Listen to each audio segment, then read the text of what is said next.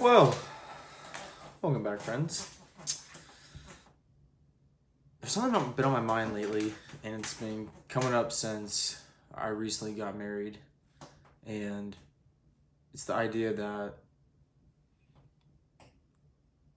you can't be too entitled to your feelings. And this is going to sound a little bit of a hot take, but the idea is this: the fact that you feel that everyone should feel how you feel is a sense of entitlement, because you think your values and your own personal beliefs and opinions and perspective is the proper way to handle every situation. And then you would expect for other people to automatically have your same mindset and then apply it in the same situation, but when they're in a different role.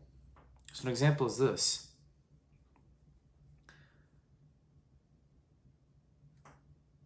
Say you invite someone to go out to dinner, and they tell you, you know what? I can't make it today. I can't make it to that dinner. I'm going to go and do X. I'm going to go do Y. And you may sit there and you get offended. And you get hurt because they don't value the dinner like you do. And so you sit there and think, well, they just don't care. And I think that's where shifting to the mindset of life has the gray area, and that the situations where there is black and white just simply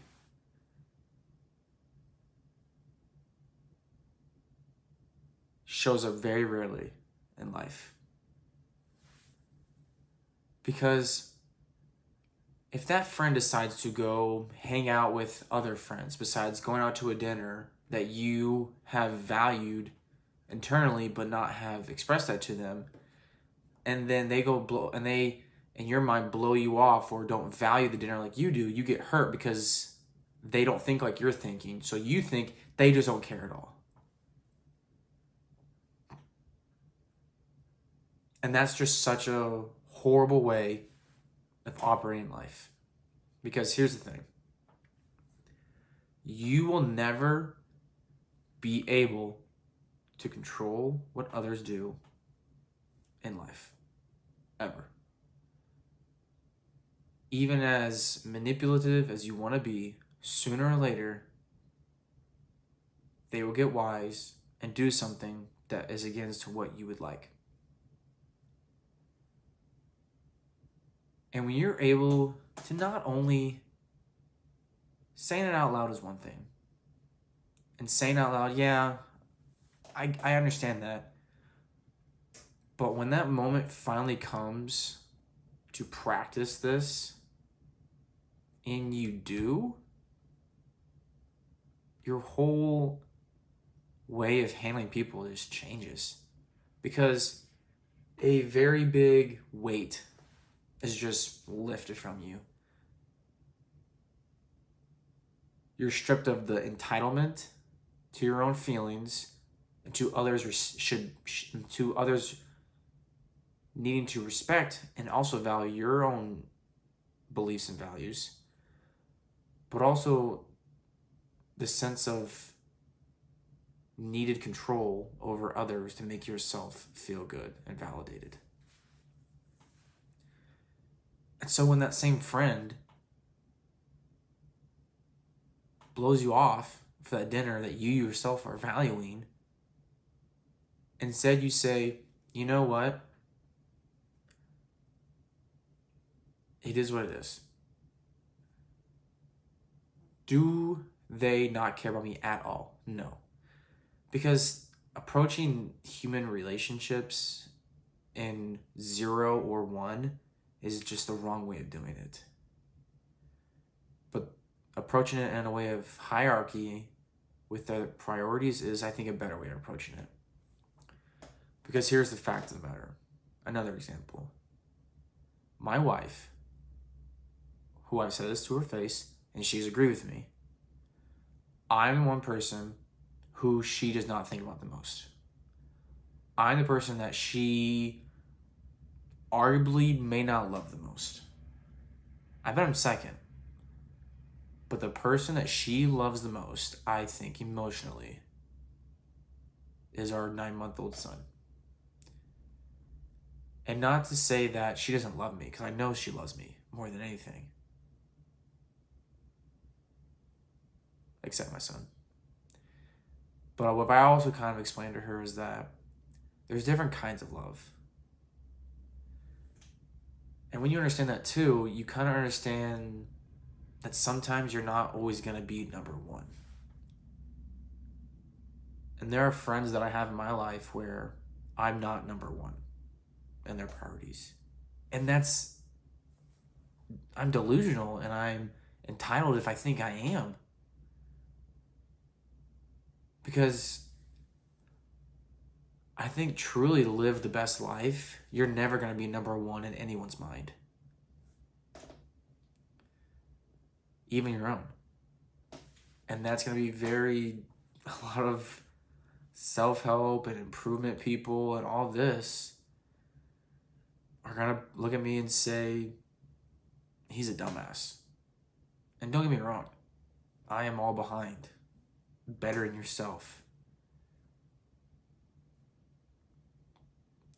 But at the end of the day,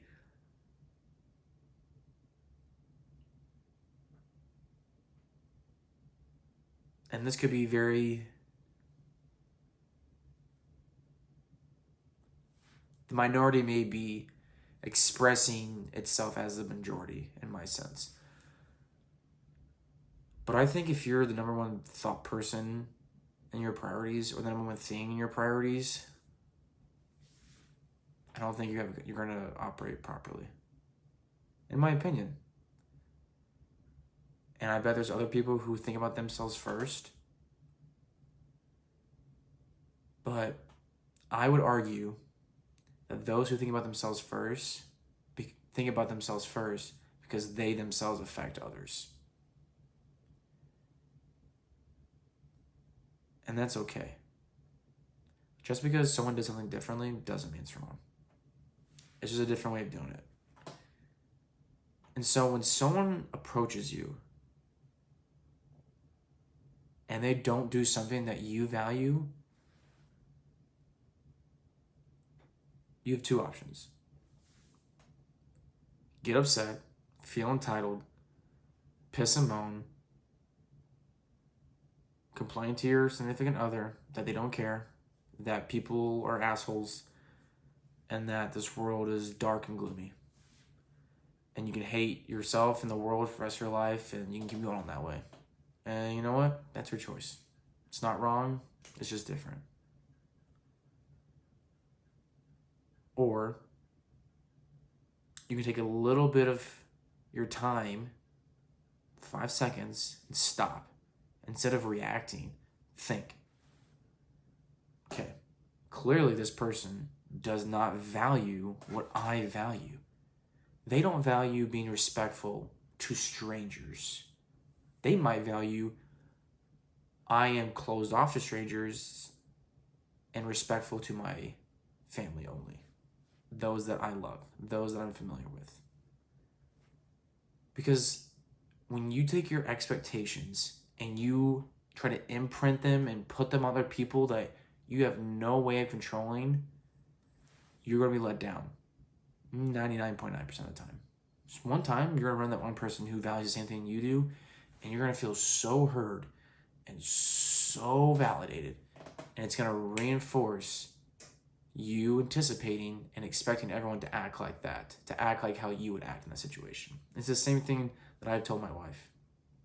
I said the minute you stop expecting people to act as if you would is the minute you'll stop getting let down. Now, this doesn't mean that once you adopt this mindset and this method of dealing with others in relationships, whether it's a stranger or your brother or your sister or your parent, it doesn't mean you can't get hurt. Because you'll still get hurt. You can't control that.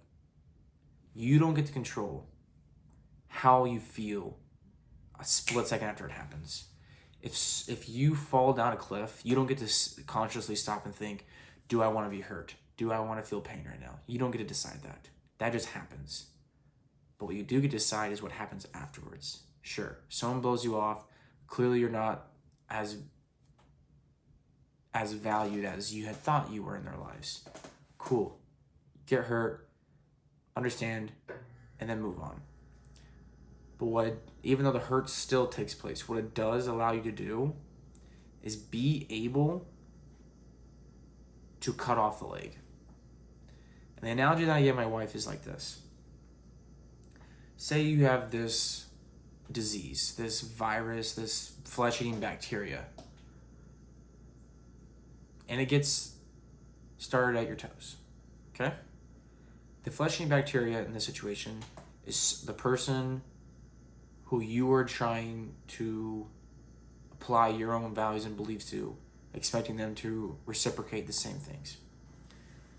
Scenario one, like I presented earlier, is the person hurts you. You expect them to act one way and they don't. And the bacteria moves up your leg, eating away your body. And you have a chance to cut it off at the shin. Mid-shin. That's your chance. But you don't understand why they're not acting this way because you expect them to act your way. So you keep letting it happen. And when you keep letting it happen, that bacteria is going to move up your leg. And then sooner or later, where you could have cut it off at the shin, now you got to cut it off at the hip. Allowing yourself to let go of your own entitlement to your own feelings allows you to cut it off sooner. It doesn't stop the flesh-eating bacteria from getting there in the first place, but allows you to salvage more of your leg. So in the scenario number two, the bacteria or the person who's hurting you gets onto the foot. They eat at your foot. And they get to that mid-shin level. Well, if you have that mindset of they are going to operate in the world, in life, the way they see the best way, as the same as I would. So I can't expect them to feel how I feel. Because if you expect them, then you think that this one behavior is just a fluke. It's wild. So you expect the next behavior will be different and in line with what you would do. But since you understand that this behavior isn't just a fluke, but it's part of who they are, because I don't believe in words, I believe in actions. And I don't want to hear about how much you love me. I want to see it. I want to feel it. And that only happens through actions. Yes, my wife may write me a beautiful letter saying a lot of things, but the fact that she sat down and wrote it and thought about that and took the effort to make this thing for me and give it to me speaks volumes over what she actually said. What she said was beautiful, but it's what she did is what actually made me so emotional and so affected by it. But again, if you have the mindset of this behavior isn't just a fluke, but it's part of who they are, then you're able to recognize the person as who they are quicker, which allows you to cut off the leg sooner, salvaging more than what you could have had in the past. I promise you,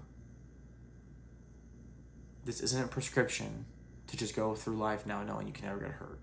Because in any relationship, no matter which one, no matter how secure, we all feel our relationships may be, there's a chance you can get hurt. And even in the ones that are the most secure, the most healthy, communicate the best, honest, there for each other, supportive, anything that can bolster up a healthy relationship will still have times of pain and suffering. And so this is not you trying to take your cookie cutter perspective and values and beliefs and making everyone fit into it, because it's not going to work that way. But it's you being the cookie cutter maker. Is that you sit back with an unmolded piece of metal, and when someone shows himself, you now have an idea of, okay, that's the cookie cutter I need to make to put this person to fit them the best. And that's how you handle it. Because if you're going to have lasting relationships, you have to get through some ones that are supposed to push you to the ones that you really need. Because whether you like it or not, trying to find ways to not get hurt in your relationships and interactions with people is just not going to happen. Because like I said earlier, you don't have control of how you feel the minute it happens. When your body pumps these chemicals and hormones and all this in your body, you don't get to choose what your body's doing. Your body just does it. So you don't get to choose whether you're hurt or not. But you get to choose how you handle the situation afterwards. You take that entitlement and you tell it to go fuck itself. Because entitlement is simply just going to drag you down. And you take it and you mold it into responsibility. And once you have responsibility, you then take that and apply it to how you're going to handle the situation after that person hurts you.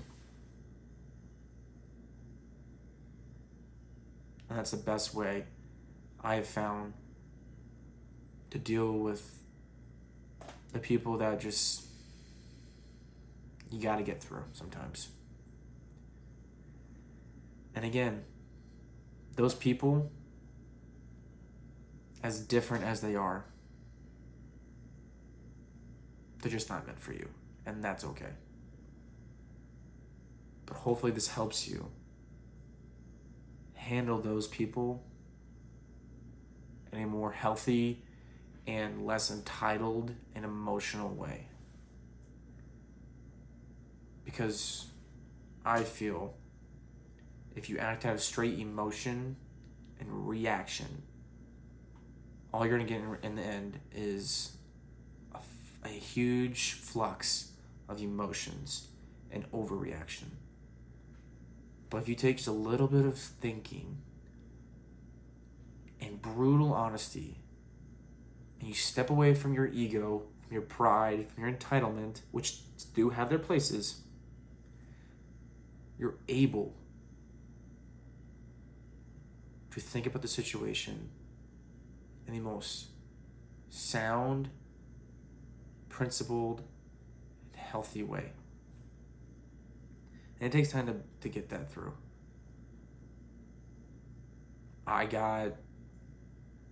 He didn't flip me off, but I had an angry driver on the road the other day. And I got emotional. But after settling down a little bit, I thought some people are just impatient. Not saying I'm the most impatient person though.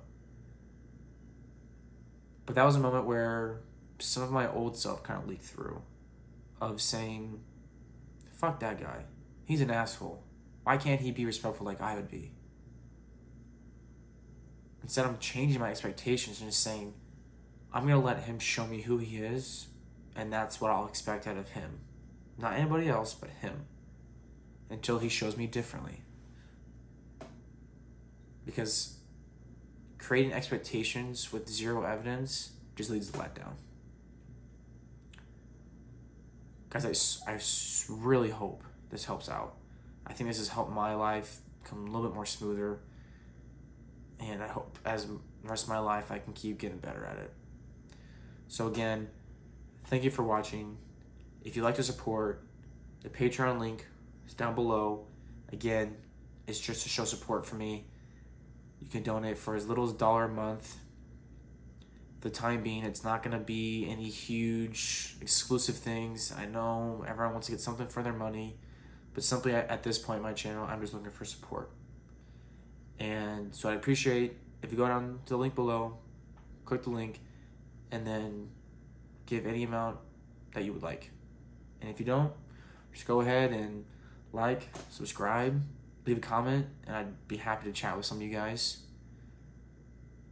Appreciate it. Love you guys.